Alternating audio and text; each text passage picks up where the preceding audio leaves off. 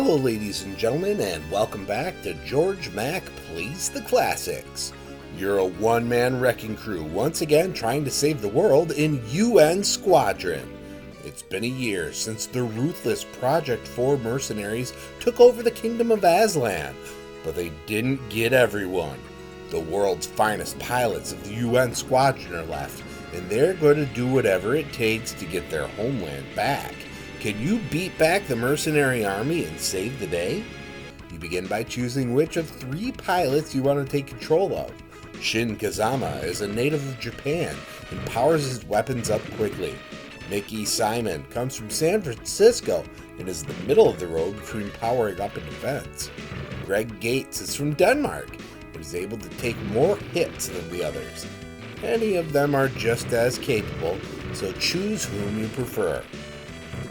You're then taken to the map of the area where you choose your missions from. Each level is side-scrolling and ends with a boss battle.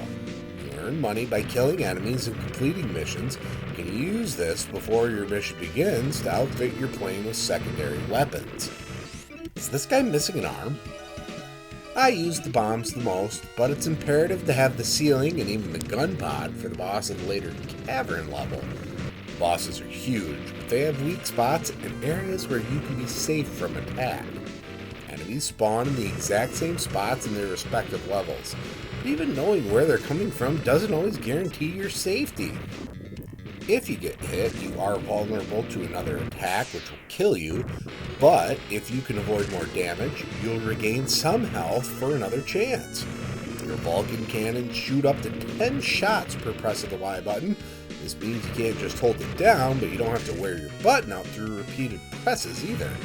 In order to power your cannons up, you need to seek out red enemies and kill them to reveal power-ups.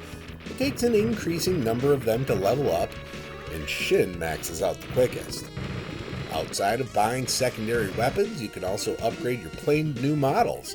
Different models have different max power for the Vulcan cannons. The first plane is slow and has a low max level, but the more expensive planes can be quicker and or have a higher max power level. They also seem to have different secondary weapons available to them to make them more or less useful in some levels. When it comes to grading UN Squadron on Super Nintendo, graphics get a 3.0. There's not as much slowdown as I would expect from the shoot-'em-up genre. Scenery looks pretty solid. Sound is 3.0. I like the music, but Capcom has spoiled me with better tunes on the NES. Gameplay gets 2.5. It's nice that you get hit points, but you're going to get hit a lot. Difficulty gets a 2.0. Enemies are everywhere, and you only get 3 continues. Fun factor gets a 3.0.